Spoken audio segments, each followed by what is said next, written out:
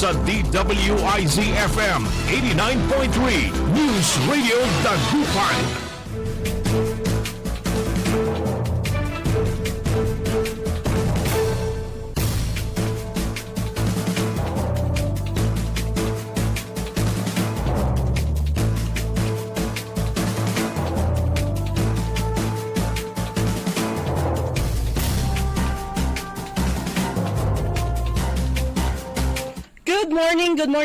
Good morning mga kaibigan. Naimbag nga bigat, kanyayo amin na po.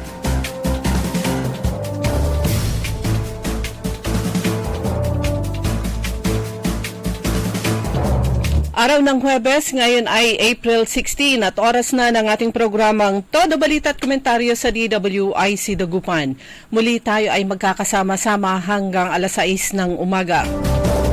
Inyong maririnig mga balita kaganapan sa lalawigan ng Pangasinan sa ibang bahagi ng bansa at sa ibayong dagat.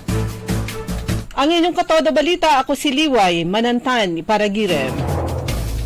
Ang aking partner si Kaaron Susan daw.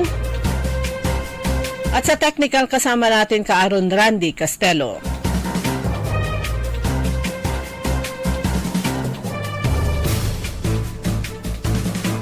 Sa ulo ng mga balita sa Balitang Nasyonal. Lingguhang rollback sa krudo malabo ayon sa Department of Energy. Todo Balita.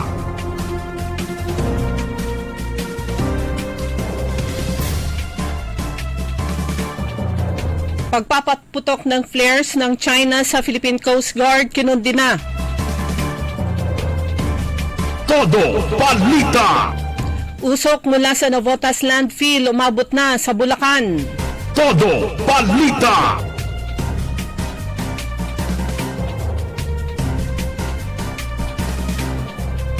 Sa balitang lokal, sa bayan ng Bayambang, kaalaman at kasanayan sa pananalapi, pinalawak at isinagawang bookkeeping seminar.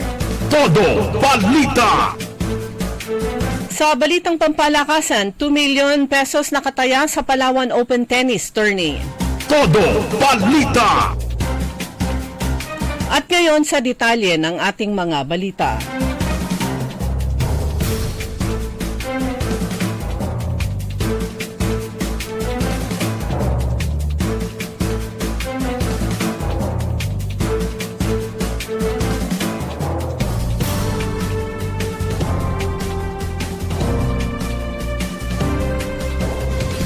Umabot na sa lalawigan ng Bulacan ang smog mula sa nasunog na Navotas Sanitary Landfill sa Navotas City. Kaya naman inilikas na rin ang nasa 3,000 na residente mula sa dalawang isla sa barangay Salambao, Obando, Bulacan. Sa ulat na tinanggap ng Office of the Civil Defense, 111 pamilya ang inilikas sa Obando National High School at sa Municipal Evacuation Center. Bunsod ng toxic gas emission mula sa usok sa Navotas Landfill simula pa ng Biyernes ng gabi. Nabatid na ang barangay Salambao ay may ilang kilometro lamang ang layo mula sa landfill. Samantala, inilahad ng Bureau of Fire Protection ang iba't ibang mga hamon na kinahaharap ng mga responders sa pag-apulas ng sunog sa landfill. Ayon sa Bureau of Fire Protection spokesperson, Fire Superintendent Anthony Arroyo, nananatiling pahirapan ang pagresponde lalo na't isa itong isolated na isla at kinakailangan pang isakay sa roro ang mga fire trucks. Wala umanong katiyakan kung magtutuloy-tuloy na ang rollback sa presyo ng mga produktong petrolyo sa bansa matapos ang malakihang bawas presyo na ipinairal ng mga kumpanya ng langis ngayong linggong ito. Ipinaliwanag ni Energy Secretary Sharon Garin na ang pinakahuling rollback ay dulot ng pansamantalang pagbaba ng presyo ng langis sa pandaigdigang merkado kasunod ng anunsyo ng ceasefire sa pagitan ng Estados Unidos at Iran. Gayunman anya, ito ay katiyakan na magtutuloy-tuloy ang rollback. Hindi anya ito katiyakan na magtutuloy-tuloy ang rollback dahil nagpapatuloy pa rin naman ang tensyon sa gitnang silangan. Matatanda ang epektibo noong April 14, nagbawas ang mga kumpanya ng langis ng minimum sa 20 pesos and 89 centavos kada litro ng diesel, 4 pesos and 43 centavos naman sa gasolina at 8 pesos and 50 centavos sa kerosene. Ipinalawanag ni Garin na sa kasawiang palad, ang mga mga pahayag ni US President Donald Trump ay may epekto sa trading prices.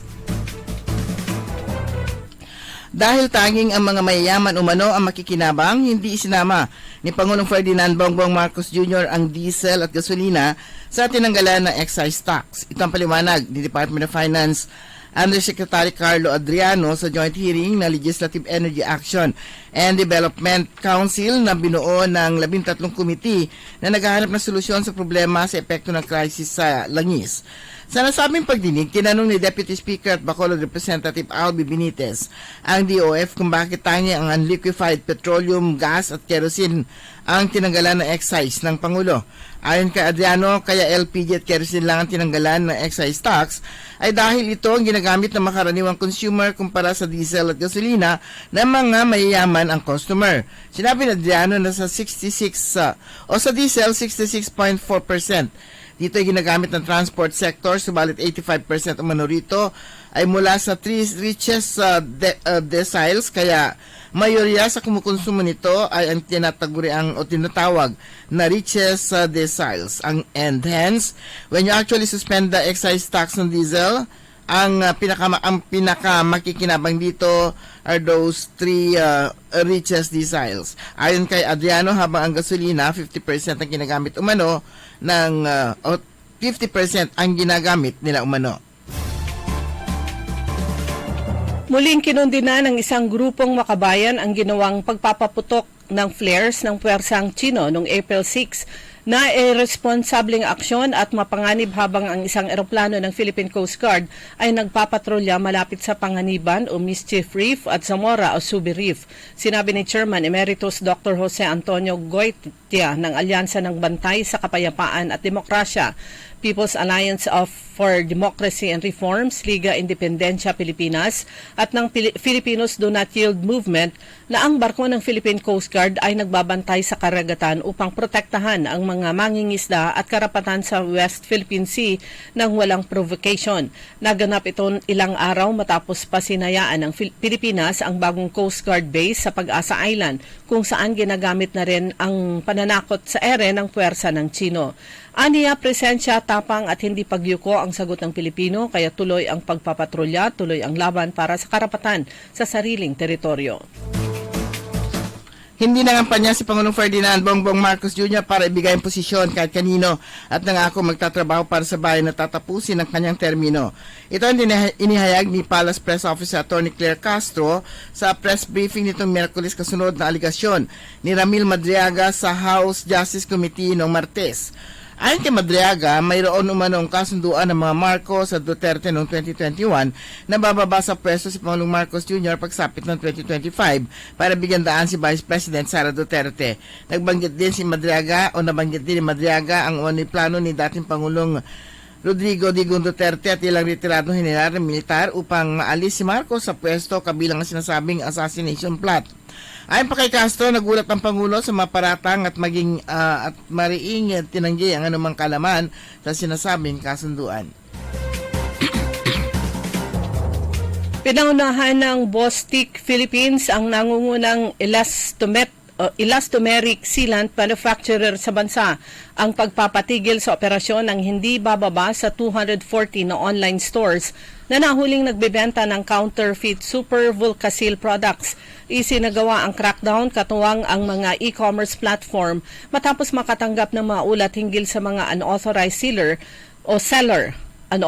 seller na nagbebenta ng peking bersyon ng kilalang sealant brand. Bahagi ng operasyon ang commitment ng Bostik sa consumer safety at brand integrity upang matiyak na ang mga Pilipino DIYer at profesional ay makatanggap ng high quality o high performance quality na matagal na nilang pinagkakatiwalaan.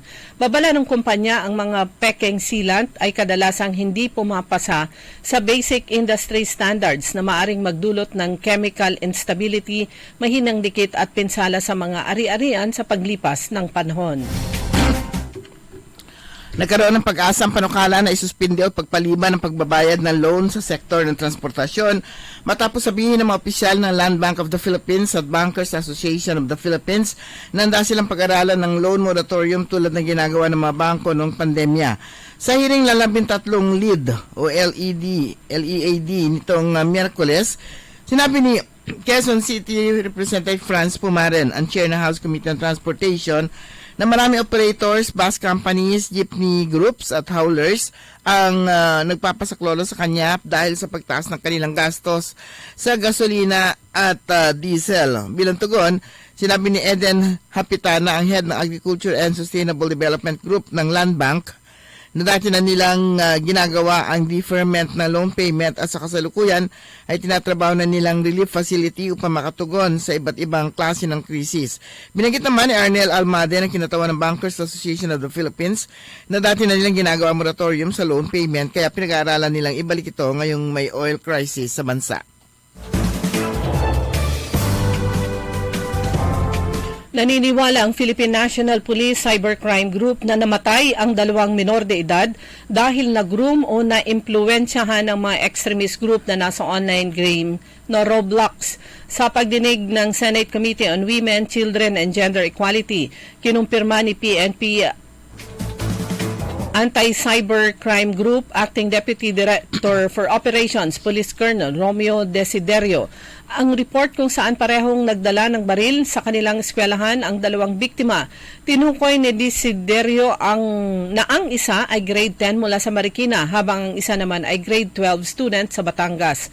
Sa kaso sa Las Piñas, nakumpiska nila ang nasa humigit kumulang 20 na replika ng mga baril mula sa mga kabataan. Batay sa profile ng mga kabataang nasagip mula sa grooming o impluensya ng Roblox, tinukoy ni Desiderio ang mga ito na nasa edad 12 hanggang 15 anyos at mayorya rito ay nag-aaral sa private schools kaya sa tingin ng PNP-ACG, galing ang mga ito sa mga middle income at high income families. Tinukoy din ang ilan sa tinatawag na nihilistic violent extremist na ginagawa sa mga kabataan sa online games.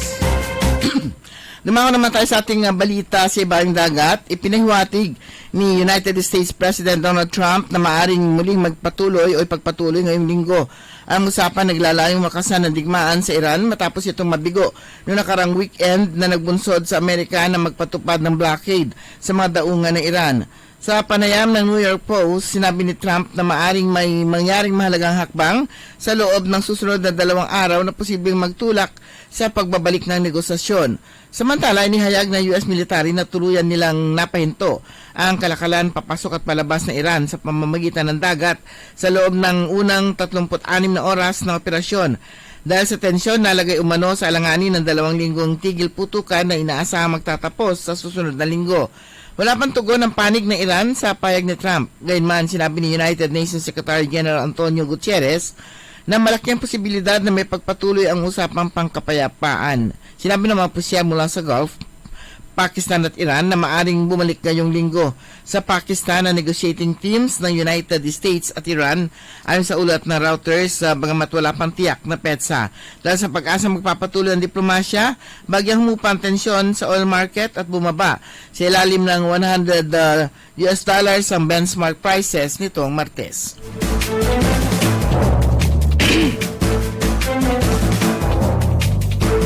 Dumako naman tayo sa mga balitang lokal.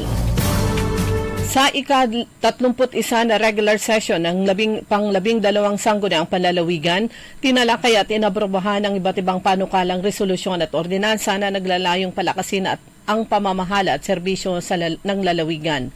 Ayon kay Vice Governor Mark D. Guzman Lambilo, kabilang dito ang pakikipag-ugnayan sa iba't ibang ahensya para sa good local governance, mga programang pangkalusugan tulad ng anti-stunting initiatives at pagpapalakas ng hospital services, mga hakbang para sa cybersecurity at data privacy ng pamahalaan, pag-aproba ng mga budget at development programs ng mga lungsod at bayan, at mga ordinansang sumusuporta sa agrikultura, kalikasan, kababaihan at emergency response systems.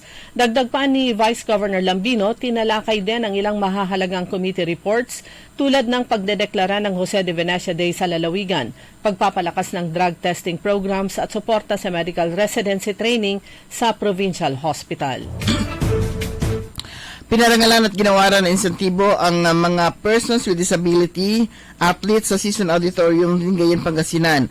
Kinilalang kanilang husay, dedikasyon at galing matapos manalo at mag-uwi ng mga medalya mula sa iba't ibang international competitions, kabilang na ang 13th Asian Para Games, 2nd Southeast Asian Deaf Games 2025 at 2025 Asian Youth Para Games. Sa ilalim ng pamumuno ni Governor Gico III o Ramon Gico III, patuloy ang pagbibigay pugay at talaga sa kakayahan ng PWD sa Pangasinan. Ang gold medalist ang men's U17 long jump T20 si RJ Brucal. Bronze medalist naman si Najoli Castro Pukis para sa men's U20 long T20 jump. Para table tennis at men's doubles, si Leo Macalanda. Para table tennis, men's singles classic, si Leo Macalanda. Para cycling, men's 3,000 individual pursuit, Gringo Bolinas. At men's singles, si Edwin Advincula. Siya rin ang men's doubles, si Edwin Advincula. At women's singles at women's doubles naman ay si Hamela Presatosa. Upang mapalawak at mapaunlad ang wastong pamamahala sa pananalapi, nagsagawa ang lokal na pamahalaan ng Bayambang ng Bookkeeping Seminar Workshop sa Municipal Agriculture Office Conference Room. Dinaluhan ito ng mga miyembro ng kooperatiba at iba pang kalahok na nagnanais mapahusay ang kanilang kaalaman hinggil dito. Tampok bilang mga resource speakers sina Cecil Aquino, Cooperative Development Specialist 2, at Joanny Marie Bantolino, Population Program Officer 2 ng Provincial Population Cooperative and Livelihood Development Office. Layunin ng seminar na mapalawak ang kaalaman ng mga kalahok sa tamang pagtatala ng mga transaksyong pinansyal at sa epektibong pamamahala ng pondo, mga kasanayang mahalaga sa pagpapatatag at pagpapaunlad ng mga kooperatiba.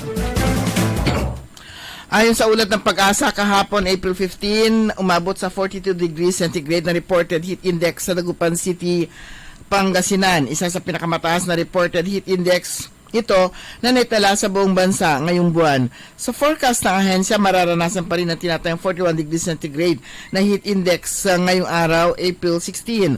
Sa ganitong kainit na temperatura, posibleng makaranas ng heat cramps at heat exhaustion kahit walang masyadong ginagawa, lalo na kung matagal nang nakababad sa araw. Sa gitna ng mainit na panahon, pinapayuhan ng LGU Mangaldan ang lahat ng pag-ibayuhin ng pag-iingat at pangangalaga sa katawan sa pamamagitan ng madalas na pag-inom ng tubig, pag-iwas sa namababad sa ilalim ng init ng araw upang maiwasan ng banta ng heat stroke at iba pang ugnay na sakit. Dumako naman tayo sa mga balitang pampalakasan.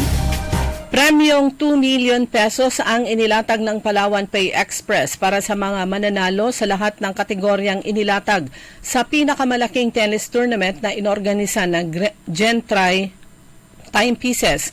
Kasabay ng paglagda sa Memorandum of Agreement sa pagitan ng dalawang grupo ang pagpapakilala sa mga pangunahing tennis players sa bansa tulad ni na AJ Lim at John Benedict Aguilar na sasabak sa torneo na gaganapin sa buwan ng Mayo. Samantala, pag-aagawan ng Creamline at Farm Fresh ang ikalawa at huling final spot sa 2026 Premier Volleyball League All-Filipino Conference. Maglalaban ang Cool Smashers at Foxies mamayang alas 4 ng hapon. Kasunod ang salpukan ng finalist Signal Super Spikers at si Bakna na PLDT High Speed Hitters alas 6:30 ng gabi sa Phil Oil Center sa San Juan City. Sumanya kabuhan natin newscast sa ating todo balita at komentaryo. Kami po yung tagapagbalita, kantabay po natin sa technical side si Randy Castelo. Ako po si Susan Valdez daw. Ako naman si Liway Manantani Paragire. Oras po natin alas 5:30 ng umaga. Suki, manahanap kayo na mamuran sa saliwan? Malinis tan sariwan panangan para agaw-agaw yapon siya walay okasyon, walay suggestion needs si kayo. Galila at Macador Market, yatiman makasaliw na mamura, sariwa tan malinis yasa saliwan niya karne na baboy tan baka, manok, sira, pising tan nanduruman Ricardo para panangan. Narumog yumat at Macador Market susaliwan na dry goods, groceries, panangan, tan walamat sulakuan na prutas. Anthony Serenso Alagaranyo, gawa yun nanduruma supon sa'yo agaw-agaw at Macador Market. Lukas agaw-agaw sa Macador Market. Manlapon alas 4 at palbangon, hanggang alas 8 yalabi. Bisita kila at Macador Market. Galvan tan Zamora Street, Jet Downtown at Syudad na Daguban. Magandang araw po sa ating lahat, sa ating mga bisita.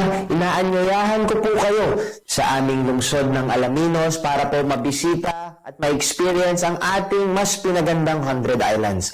Marami na pong pagbabago sa ating mga isla at sana makita namin kayo dito sa aming lungsod para po makapag-swimming, makapag-enjoy kasama ang inyong barkada at ang inyong pamilya. Tara na! Dito sa Alaminos City para sa ating 100 Islands. Ang patuloy na pagpapaganda sa 100 Islands National Park at lungsod ng Alaminos ay pinangungunahan ni Mayor Art Brian Celeste. Ladies and gentlemen, the new face of your favorite resto bar in Dagupan City.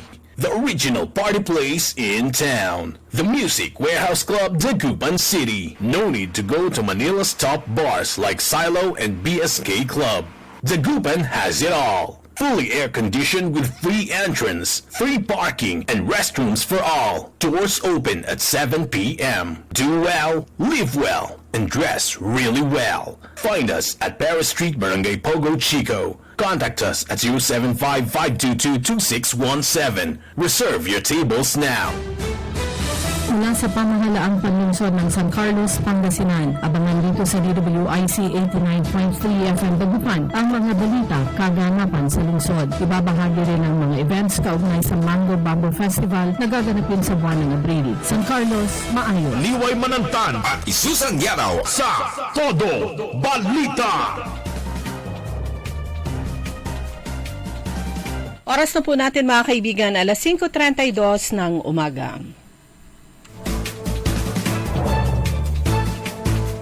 At Huwebes na po ngayon mga kaibigan. May nagtanong sa akin kahapon, meron pa daw ba holiday? Hiling nila sa holiday. Malinis na yung kalendaryo po natin hanggang katapusan. Katatapos lang ng holiday ng haba-haba. Holiday kasi last week. Holiday nung 9. Oo, ngayong linggo at Wala. sa susunod na linggo, wala na. Ito kayo Sa sa last week ng Abril, sa May 1. Yung mga estudyante, sila yung holiday. Holiday sila. Dahil wala silang pasok. Pero kahapon ang lakas na ulan sa siyudad ng Alaminos. Talagang kahit pa paano na ibsan yung yung alinsangan na nararamdaman natin. Although nung umaga medyo hindi ganoon ka alinsangan. Malinsangan pero hindi masyado malinsangan. Kaya kahapon malakas yung ulan doon. Sabi nga sana all. Pero ito nga po dahil nga sa init, yung nga pong balita natin kanina, 42 degrees centigrade kahapon. At ngayon ay inaasahan ang ngayong araw, 41 degrees ayon sa forecast po ng Pag-asa, 41 degrees centigrade. Ang aasahan po natin na heat index ngayong araw na posibleng makaranas po ng heat cramp saka heat exhaustion kahit walang ginagawang aktibidad. So, malaki lalo daw yung posibilidad ng pagkakaroon ng heat stroke kapag ganitong heat index. Ang epekto ng kategorya ng heat index base sa classification kapag 27 to 32 degrees centigrade, ang epekto nito sa katawan, fatigue, na posibleng mapahaba sa exposure and activity at saka yung tuloy-tuloy na aktibidad, magkakaroon ng heat cramps. Pag 33 to 41 degrees centigrade, extreme caution na yon. So makakaranas na heat cramps, heat exhaustion, at posible nga na makaranas daw ng heat cramps and heat exhaustion. At ang continued activity may lead to heat stroke. Kapag 42 to 51 degrees centigrade na yung kahapon. Pero ngayon nasa extreme caution lang tayo kung sakaling yun nga yung forecast. Kahapon, heat cramps and heat exhaustion are likely, so heat stroke is probable with continued exposure. Sa 52 degrees centigrade beyond, ito na extreme danger, heat stroke is imminent. Iyon. So talagang kailangan talaga yung pangangalaga sa katawan po natin, yung kailangan na yung minum po palagi tayo ng tubig. Yung ano, yung may nabasa ako na, di ba meron yung ihi na ihi, Oo. meron yung hindi umiihi. Mm-mm. Kailangan rin pala mag-check nung kapag hindi umiihi dahil possible daw na dehydration na yun. Wala siyang mailabas. Oo. Posible Kaya, na di-dehydrate. dagdag bigat lalo na sa kababaihan yung tubig na dadalhin. Pero okay lang yun. At least at any time na nauuhaw ka, meron kang inumin. Kaysa naman yung uhaw na uhaw ka na, lalo na pag nasa sasakyan, wala kang mainom. Yung heat exhaustion, siguro tatanong nyo, ano yun? Nararamdaman po natin yan everyday. Nanasawan. Yun nga, yung parang sinabi kanina, wala ka namang ginagawa, wala kang activity, pero ang pakiramdam mo, pagod na pagod ka, dulot na po yan ng tinding init ng panahon. Lalo na kung naging busy ka maghapon, pagdating mo ng bahay o pagdating mo sa isang lugar at nagpapahinga ka, doon mo ramdam ng ramdam yung super pagod. Yan po, yung dulot po ng napakainit na panahon. Na ano pa lang ngayon, although nagparamdam na yung ulan doon sa Alaminos, expected pa rin to yung init ng panahon hanggang buwan ng Mayo. So inasahan, di ba, parang practice, ano? Parang na yung tuwing pupunta tayo noon kapag umuulan ng hapon, madalas na yun. Mm-mm. Na yun nga lagi nga doon lagi yung ano yung ulan, pero yung dito sa banda rito hindi gaano. Pero sana fair share, ano, kapag umulan doon. Lapag. Wag muna sa dagupan. Hindi sa mga areas na kailangan ng mga magsasaka po natin. Kasi sa bahay nung pisan pa lang namin magtambak, naku po, putik ang mangyayari sa loob ng bahay. Ayan, so tayo na naging unano yung mga tinitirhan po natin at hindi pa tayo nakapag-umpisa na magtambak-tambak. Umpisahan na po natin kahit kalkal na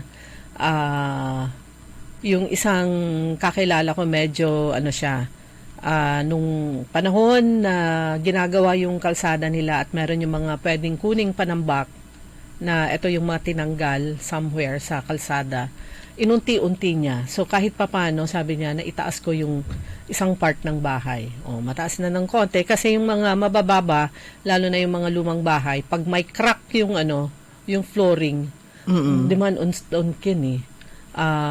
Doon dumadaan yung tubig. Kaya bigla na lang baha na sa loob ng bahay. So yan yung kinakatakutan ng karamihan o lahat ng mga naging unano yung ground floor nila at hindi pa nagagawa ng paraan dahil isang dahilan, kakulangan ng pondo. Kinakatakutan ho namin yung bigla na lang walang baha sa kalsada, nasa loob ng bahay ang tubig. Pero yun nga, napakainit dito kahapon sa Central Pangasinan and the rest of the province, pero dun sa western, as usual, Pinagpala. umulan at malakas na ulan. Sabi ko noon, bakit parang ingay? Pero ang init maghapon, ang init maghapon. Ayan. At tulad ng mga tao, yung ating mga fur babies, naiinitan din. Kaya bigyan daw sila ng attention ngayong mainit ang panahon. So, narito ilan sa mga hydration tips para sa ating mga fur babies. Dapat lagi may malinis at malamig na inuming tubig. So, kailangan din nila ng malamig na tubig. Oo. So, iwasan ng paglalakad sa tirik na araw. Ayan. Yung dadalhin muna sa labas yung mga alaga nyo. Okay lang kung dalhin nyo sa mall, pero kung basta dala nyo sa labas, anak ko po, ang init-init. Tapos ilagay sila sa presko at may lilim na lugar. Bantayan ang senyales ng dehydration, gaya ng panghihina, paghingal, at yung mga gilagid. So sa simpleng pag-alaga at pagbibigay pansin, masisiguro nating mananatiligtas, malusog at masaya ang ating mga fur babies kahit na nasa gitna ng matinding init. Huwag nyo munang bihisan na meron siyang t-shirt, nakadamit. Pansinin nyo, mainit yung kanilang balat dahil mainit talaga ang katawan ng aso. Kaya nga sabi nila, di ba, yung mga nagpupulutan ng usa. Ang patang. Mainit po yung panahon. Kaya huwag nyo munang iparada sa labas yung aso nyo, lalo na yung mga breed na mahina ang katawan. Ayan, kung yung mga askal na nasa lansangan ay gahanap din yan ng sisilungan. At pansinin nyo, di ba nagkakaykay sila? Gumagawa sila ng butas nila at doon sila hihiga kasi malamig yung ilalim ng lupa. O kaya sa beach yan, nang napansin ko sa Tondaligan, may asong pag-alagala doon. Mamaya naguhukay siya. Mamaya andun na siya nakahiga. Kasi naghahanap siya ng malamig na bahagi dahil sila din ay naiinitan. Ayan. Okay. Eto naman sa Central Pangasinan Electric Cooperative, nagkaroon sila ng bisita, electrical engineering students mula sa Batangas State University. Ayon sa Senpelco, ito yung mga next generation ng innovators and builders sa power industry. So 50 na future engineers ang bumisita sa Senpelco para naman sa kanilang educational tour designed to deepen their understanding and spark inspiration sa pamamagitan ng real-world insights. So sila ay winelcome ng board president si Engineer Jojo Camacho. Nagbigay din siya ng kanyang insights, yung kanyang passion at profession bilang isang electrical engineer. At syempre, andun din nagbigay ng mensahe at nag-welcome si Engineer Rodrigo Corpus, ang General Manager ng Central Pangasinan Electric Cooperative. At shinare din niya yung kanyang expertise at insights nung nagkaroon ng question and answer session. Yan naman ang purpose ng kanilang educational tour. Kumbaga, yung actual makikita nila at maririnig yung mga bagay-bagay mula sa mga experts sa kanilang field. Meron din palang mga fake at saka AI generated na fake news naman sa mga public utilities ay sa NGCP. Ayan, tungkol nga sa mga power interruption. So may panawagan nung sa araw ang NGCP na pinapalam sa publiko na mayroong mga nagsisirculate na post regarding NGCP scheduled power interruption. Ito yung for April 7. It is fake and AI generated. Pati mga Lahat na kaya nila. Oo, pati to anong kaya nakukuha nila. So yun, merong inilabas ito na yung April 7, 2026 nga nung 6:30 to 7 a.m. Mali yun. Tinitignan natin kung anong pagkakaiba nung kanila. Ayun. Dapat merong nakalagay na Dola AI. Kapag ka AI generated, wala yung pawaya AI. Halos pareho lang naman, pero may dagdag lang ng konti. May lumabas na na parang ginaya pero AI generated siya. Hindi yung galing mismo sa NGCP. Actually, may positive and negative yung artificial intelligence. Kaya lang meron yung mga magagaling dyan sa artificial intelligence na ginagamit nila sa mali. Yeah, sa negative. Ang negative na at kinakalat nila to sa pamamagitan ng Facebook o di kaya sa text messages na minamali nila yung mga impormasyon at uuluan daray totoo. Although ang AI mukhang makakasama na natin siya sa pang-araw-araw na buhay at magagamit na natin siya, pero napapadali niya yung lahat. Mamaya mawawalan na ng trabaho yung mga teacher online. Pero yung mga drama-drama sa Facebook, 'di ba? Meron silang mga actors, may actresses na yung halos pare-pareho naman yung kwento, yung plot. Meron ng AI, makikita mo. Meron na rin? Oo. At saka gumagalaw siya, parang alam mong hindi siya tunay na tao. Pero meron na yung mga dramang gano'n sa Facebook. Pero makikita mo nga kapag kailangan pag merong parang kakatuwa ng mga pinapanood po natin, tingnan natin mabuti kapag parang yun, may sumabog, pero may mga tao hindi gumalaw. So yun, para makikita yun, difference, parang bakit? May sumabog na lahat, hindi pa rin tititinag yung mga yung mga nasa audience. Yun, AI yun. Hindi pa nila na perfect. Yung tapos pati yung palakpak sabay-sabay. Pati, di ba? Pati yung sigaw, yung sigaw, parang uniform, parang pare-pareho yung pagsigaw nila. So, makikita mo pa rin yun kapag parang familiar yung mga na yun, AI yung mga yun kapag pare-pareho. Okay, magbe-break muna po tayo mga kaibigan. Oras na po, alas 5:45 ng umaga.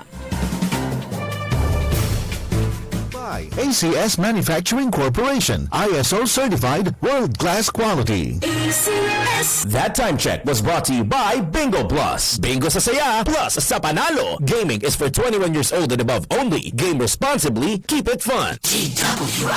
Mabilis na sinimula ng konstruksyon ng Pangasinan Bangus Building and Hatchery sa Barangay Arnedo, Bulinaw matapos ang groundbreaking ceremony na pinangunahan ni Governor Ramon Gico III. Ayon kay Governor Gico, ang proyekto ay bahagi ng partnership sa pagitan ng pamahalang palalawigan ng Pangasinan at ng Department of Agriculture sa ilalim ng Philippine Rural Development Project Scale Up. Layunin ng proyekto na makapag-produce ng humigit kumulang 100.8 milyong bangus fry at 48 milyong bangus larvae kada taon. Kabilang sa mga pasilidad ni tatayo ang 7 broodstock tanks, 120 larvae rearing tanks, 24 rotifer tanks, pati na rin ang administrative at laboratory buildings at staff quarters. Tinatayang 17 bayan sa lalawigan ng direkta makikinabang sa proyekto na may kabuang 39,399 na mangingisda at 63 bangus nursery operators. Inaasahan din makakatulong ito hindi lamang sa Pangasinan kundi sa buong bansa, lalo na sa gitna ng kakulangan ng supply ng bangus fry at the fingerlings. Abangan ang susunod na balita mula sa pamahalang palalawigan ng Pangasinan. Susan Yadaw, nagbabalita ng tama, naglilingkod ng tama. Ladies and gentlemen, the new face of your favorite resto bar in Dagupan City. The original party place in town. The Music Warehouse Club Dagupan City. No need to go to Manila's top bars like Silo and BSK Club.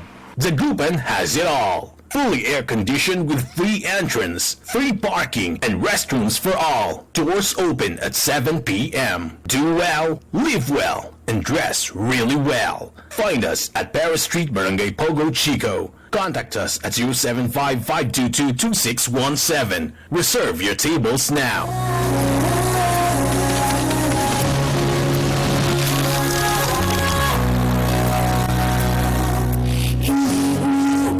Sa pagtulong, kawang gawa sa lahat sinusulong. PCSO, PCSO, hindi umurong sa pagtulong. PCSO, PCSO. Gusto niyo bang bumalik ang sigla ng iyong katawan? Alisin ang sakit, alisin ang karamdaman sa pag-inom ng PDA, Body Aqua Capsule 3DA. Dahil ang PDA, protection, against diseases. Balik sigla, balik PDA, Body Aqua Capsule 3 times a day. Balik sigla, balik PDA, Body Aqua Capsule 3 times a day. Mag-PDA, Body Aqua na tayo. Mag-PDA, Body Aqua na tayo. Mag-PDA, Body Aqua. Kaya sabay natin paghanda ang kinabukasan. Sa Fortune Life, maaasahan mo ang pangako sa aking pangako. Para sa compulsory insurance coverage for agency-hired migrant workers, Fortune Life Insurance, securing your tomorrow today. Hoy mga suki, hanap nyo ba ay mga murang bilihin, malinis at sariwang pagkain sa pang-araw-araw at handaan tuwing may okasyon? May suggestion kami sa iyo. Tayo na sa Macador Market na kung saan inyong mabibili ang mga mura, sariwa, malinis at ligtas na bilihin tulad ng karne ng baboy at baka, manok, isda, gulay at iba-ibang sangkap sa pagkain. Matatagpuan din sa Macador Market ang dry goods, groceries, eateries at fruit section. Kaya ano pang hinihintay nyo? Gawing bongga ang handa mo everyday with Macador Market. Macador Market is open from 4 a.m. to 8 p.m. Visit us at Macador Market, Galvan Street at Zamora Street sa downtown Dagupan City. Liway Manantan at Isusan Yadaw sa Todo Balita. 11 minuto bago mag-alas 6 ng umaga at kayo pa rin po ay nakikinig sa Todo Balita sa araw ng Huwebes, kalagitnaan na po tayo. So, April 16. Kahapon, may isang activity sa bayan ng Bayambang. Ito ay pagbubukas na naman ng isang negosyo, pero ito ay makakatulong ng malaki sa mga magsasaka. Mas pinaigting ang pagtulak tungo sa makabagong agrikultura sa bayan sa pamamagitan ng ugnayan ng CS First Green, Agri-Industrial Development Incorporated at saka LS Tractor Ilocos Region na naglalayong ilapit sa mga lokal na magsasaka ang dekalidad at makabagong makinaryang pangsaka. Sa gitna ng matagal ng hamon sa kakulangan sa abot kaya at epesyenteng kagamitan, inilunsad ang inisyatibong ito upang mabigyan ng konkretong solusyon ang sektor ng agrikultura. Inilunsad sa pagpasok naman ng mga modernong traktora at teknolohiya, inaasahang mapapabilis ang produksyon, mababawasan ang gastusin at higit na mapapataas ang ani ng mga magsasaka sa nasabing bayan. At itong LS Tractor, partnership ng South Korean company at lokal na establishments, yung produkto nilang LSM Tron sa ilalim ng LS Group, kilala sa buong mundo sa tibay at mataas na kalidad ng makinarya. Sa pakikipagtulungan naman ng CS First Green, mas magiging practical at abot kamay ang paggamit ng ganitong teknolohiya sa lokal na antas.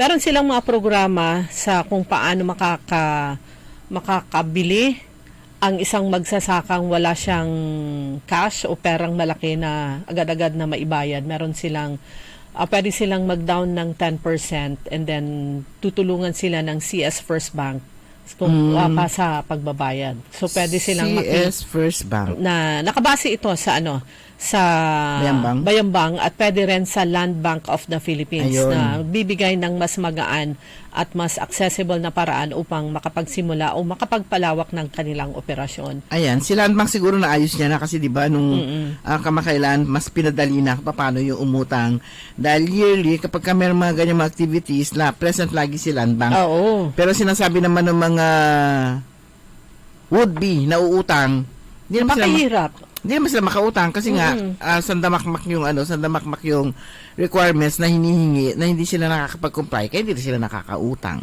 So ito, pwede silang andun yung mga presidente ng iba't ibang mga farmers groups at sabi nga ni Dr. Cesar Kiambao ang sa 5 na pillars nung kanilang inilunsad nung siya ay mayor ng 2018 yung para sa kahirapan, okay na sila na tutugunan na nila yung 4. Isa na lang ang natitira itong sa agrikultura.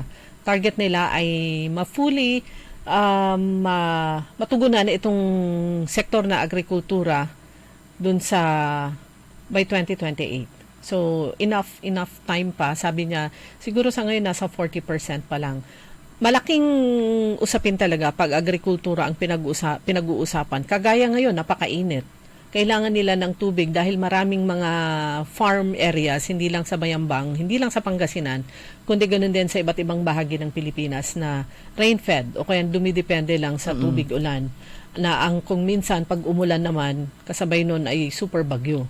Kaya na yung regalo sa kanila na ulan ay nagiging pinsala. So, kumbaga sala sa hindi lang sala sa init, sala din sa ulan. Sala sa bagyo, sala sa El Nino, sala sa sa La Nina. Sabi nga ni Dr. Cesar Kiambao kahapon, dapat open-minded ang mga magsasaka at talagang yakapin nila itong tinatawag na modernization sa farming na noon pa man ay yan na rin ang isinusulong ng Department of Agriculture. So, kaya lang kung minsan, itong mga mechanization, hindi kaya agad-agad kasi nga mahal. Isang traktor mahal na yon pero malaking tulong sa kanila. So, itong inopen sa kanila, pwede silang kumuha 10% na down, tapos hulug-hulugan at may katulungan ng mga banks. Ayan. Ganun din sa ibang mga lugar, mga LGUs, ginagawa ng paraan yung kanilang pagtulong sa mga magsasaka. Dahil malaking bahagi po sila ng buhay ng lahat.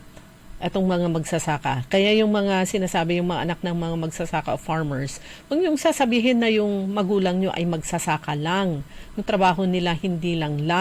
Yung nanay ko ay housekeeper lang, hindi lang yung trabaho ng isang nanay na maghapon siya naiiwan sa bahay. Iba na ngayon yung mga magsasaka ngayon kahit nga hindi magsasaka nagpapa-register nga sila na magsasaka sila eh. Dahil yung benefits na natatanggap nila. Ang laking tulong at saka yung na modernize na talaga sila. At yung ngayon naman karamihan naman sa mga magsasaka naman talaga ngayon, mas sila yung mas may pera yung mga yan, mga land. Yung iba. May landed sila. Pero may kasi tawag doon? Nakikisaka. Yun talaga yung Pero yung mga magsasakang tunay, tunay, na yung may mga sariling lupa na sila na mismo yung hands-on, sila mismo yung nagsasaka. Talagang mas sigurado na may kinakain sila araw-araw. Wala lang silang cash. Wala lang silang cash. Pero iba may cash din. Kaya lang alam din nila kung paano nilang i-dispose yung kanilang cash. Kaya karamihan po sa mga mga magsasaka, andyan pong ipagpapatuloy nila yung pagtatanim at pagsasaka sa pamamagitan naman ng tulong ng iba't ibang government agencies. Bukod sa Department of Agriculture, andyan din, pumasok na rin ang DTI dahil hinihikayat ang mga magsasaka na maging agripreneur sila. So habang inaantay nila yung harvest season, meron silang ibang pangkabuhayan. Andyan din yung tulong syempre ng Department of Agrarian Reform. Kaya tsaka madaling matukoy kung sino yung mga magsasaka, lalo na pag meron ng mga assistance. Kasi may record ang Agriculture Office ng isang local government unit. True, naka-register sila.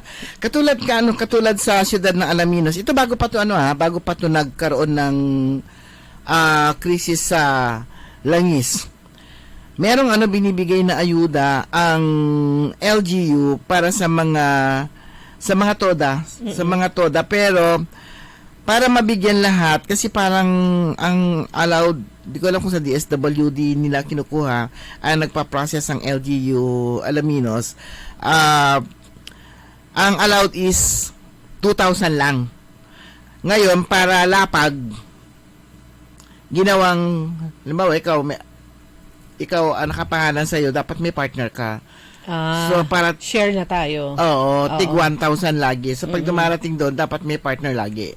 Para body system. Body system. Tig 1,000 sila. So talagang maganda kasi pinipilahan din nila.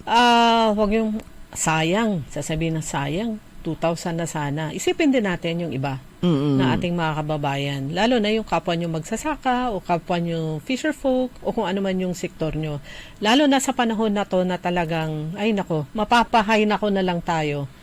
Pati yung mga, ako talaga, pag sumasakay ako lalo na ng jeep, naawa ka sa driver, iilan na nga lang silang pilit pumapasada, kukonti pa rin ang pasaheros.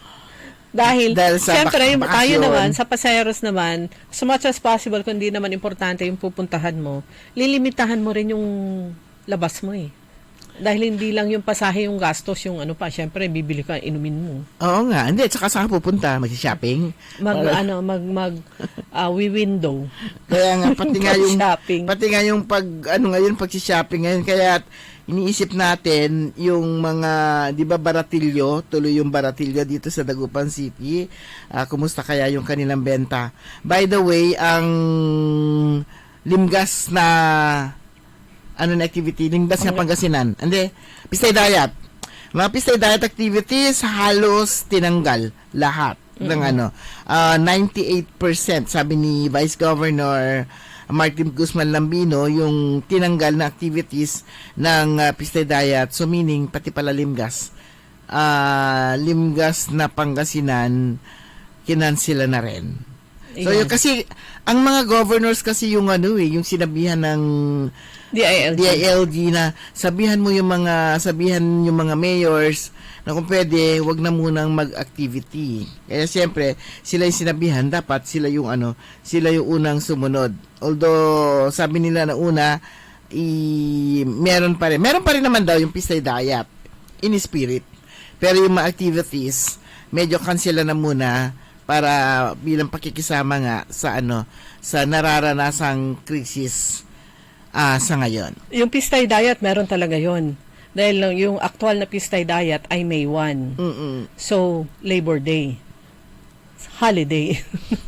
Ayun, yung mga naghihintay ng holiday, Sa Biyernes yon, sa huling linggo ng Abril. oo, pasok pa rin siya sa ano, Long weekend. pasok pa rin siya doon sa kalendaryo ng nakalinyang Abril, pero May na siya. Long weekend yon dahil Biyernes.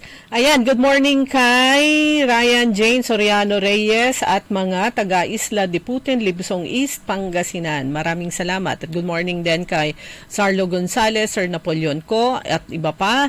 Si Jackson Lapus, si Ernesto Mosada Jr., si Sir August Mejia at saka si Engineer Ogie Ventanilla and Ma'am Linda Ventanilla. Good morning. Kuya Benjitan, good morning, and Mama Ta and Tropa, Grace Matro, and Nanay Dading, kumusta na kayo? At si Cora Aquino at Kuya Mar, Roberto Nimer and Ma'am Nelda Peralta at sa iba pa. At sa lahat po natin mga tagapakinig na nakikinig sa kanila mga himpilan ng radyo sa mga sasakyan at dyan sa Malimgas Market. Good morning po. Pero mga kaibigan, wala na po tayong sapat na oras. Ang tabayan na po ninyo. Susunod agad, early in the morning, makasama po ninyo si Karen Oli Navarro, programang Todo Balita at Komentaryo. Kami po niyo nakasama sa technical side, si Randy Castelo. Ako po si Liway Manantani Paragire. Ako naman si Susan Valdez Yadaw. Magandang umaga po sa inyo lahat. Sumainyo ang Todo Balita, Lunes hanggang Sabado dito sa DWIZ-FM 89.3 News Radio Dagupan. Nagbabalita, naglilingkod sa lahat ng Pilipino. Aliw Broadcasting Corporation. Noon hanggang ngayon, 73 taon sa Dagupan. 89.3 DWIZ. Nagbabalita ng tama, naglilingkod ng